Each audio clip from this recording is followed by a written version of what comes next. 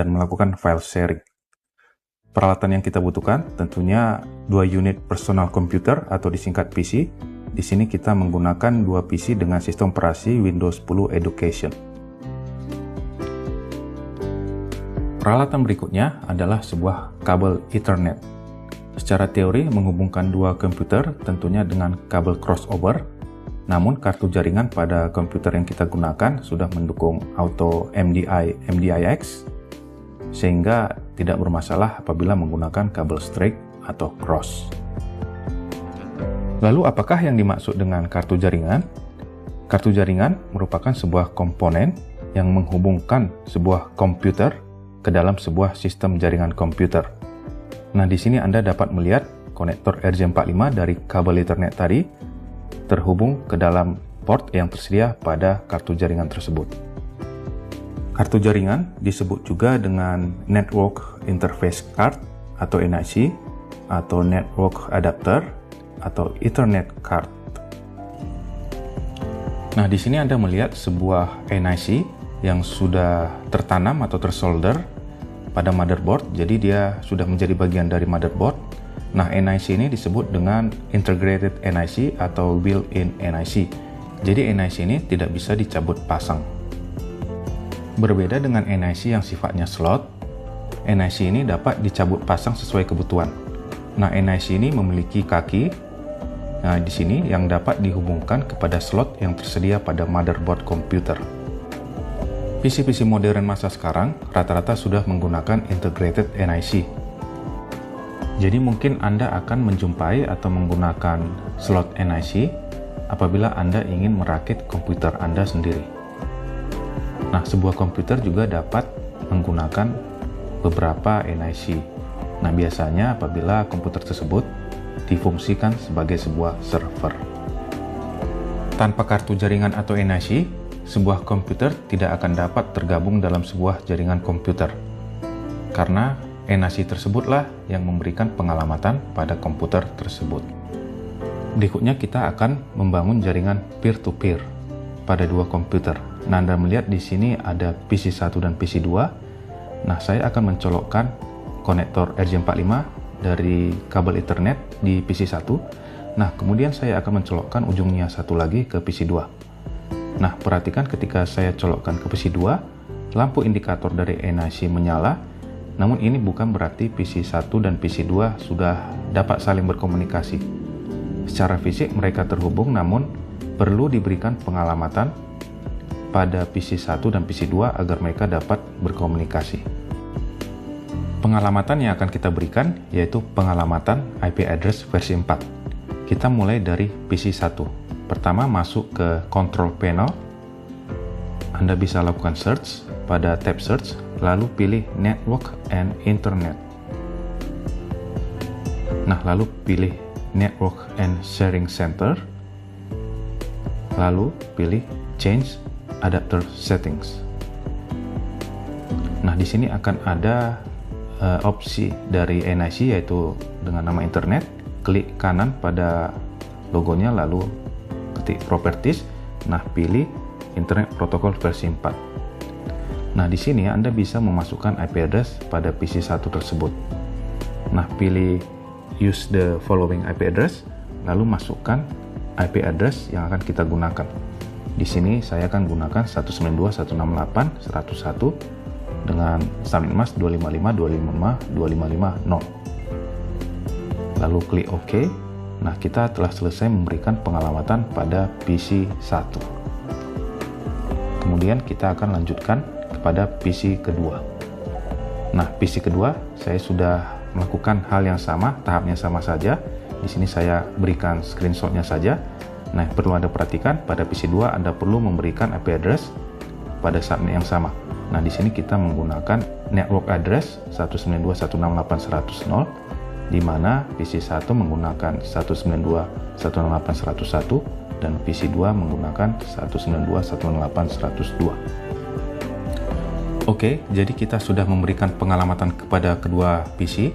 Sekarang kita akan menguji konektivitasnya. Pertama, masuk ke command prompt dengan mengetikkan cmd di tab search. Nah, kita telah masuk ke command prompt. Pertama, untuk melihat hasil konfigurasi IP address kita, Anda bisa mengetikkan ipconfig. Nah, di sini dapat dilihat IPv4 yaitu IP address versi 4 kita yaitu 192.168.101. Nah, apabila Anda ingin melihat versi lengkap dari ipconfig, Anda bisa mengetikkan ipconfig/all.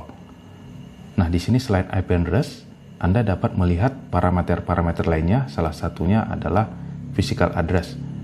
Physical address ini merupakan MAC address, yaitu alamat yang sudah tertanam yang diberikan kepada komputer melalui NIC tersebut.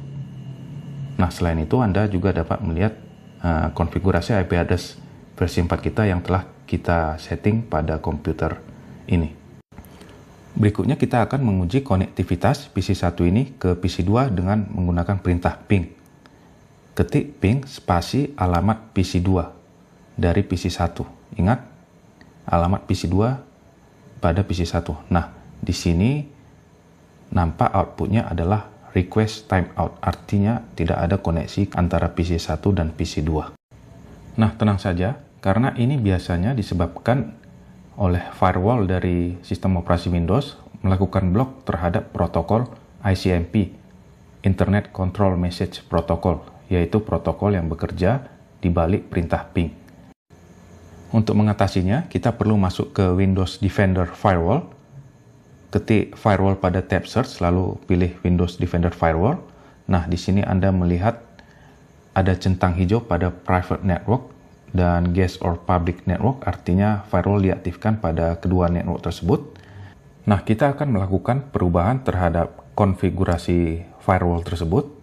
Pertama, klik Turn Windows Defender Firewall on or off. Nah, di sini Anda dapat melihat kedua poin berada pada centang hijau.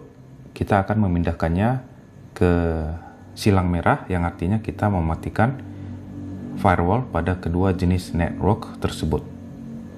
Nah, jadi Anda melihat sekarang keduanya berada posisi silang merah. Nah, artinya firewall telah dimatikan.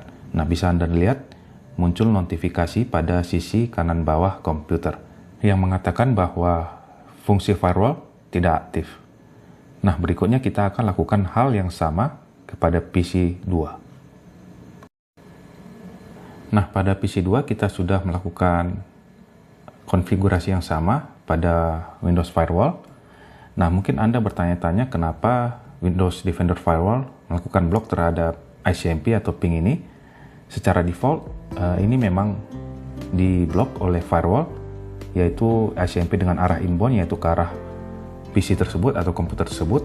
Alasannya untuk alasan keamanan, salah satunya adalah untuk melindungi dari denial of service, di mana ini salah satu serangan terhadap jaringan, di mana penyerang dapat mengirimkan paket ping atau ICMP dalam jumlah yang masif, sehingga komputer itu sendiri tidak dapat mengirimkan paket data kemana-mana, sehingga resource dari jaringan tersebut tidak dapat digunakan lagi.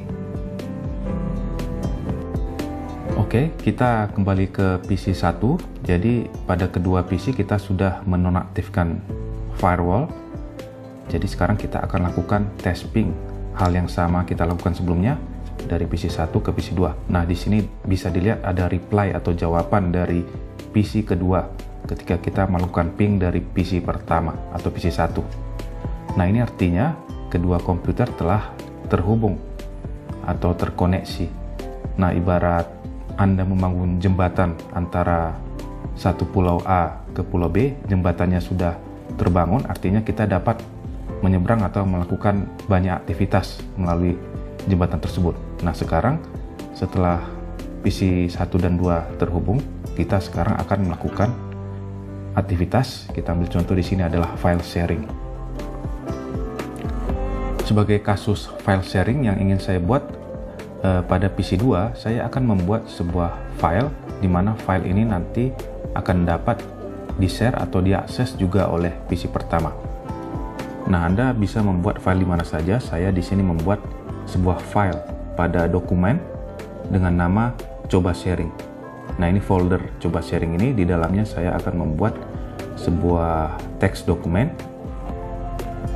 tes 1, lalu sebuah tes dokumen lagi, yaitu tes 2.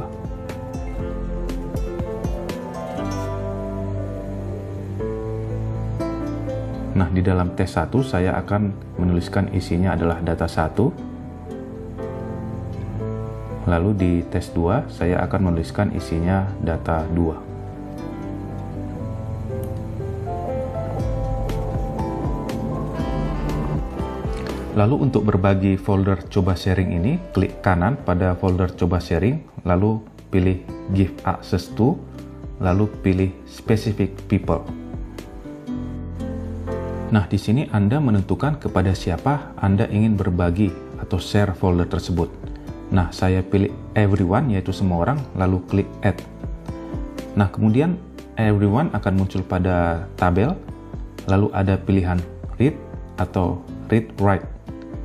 Nah, di mana read ini artinya file tersebut dibagi namun pihak lain hanya dapat membacanya, sementara kalau read write, pihak lain dapat membaca dan mengubahnya. Di sini saya pakai read write, lalu klik share.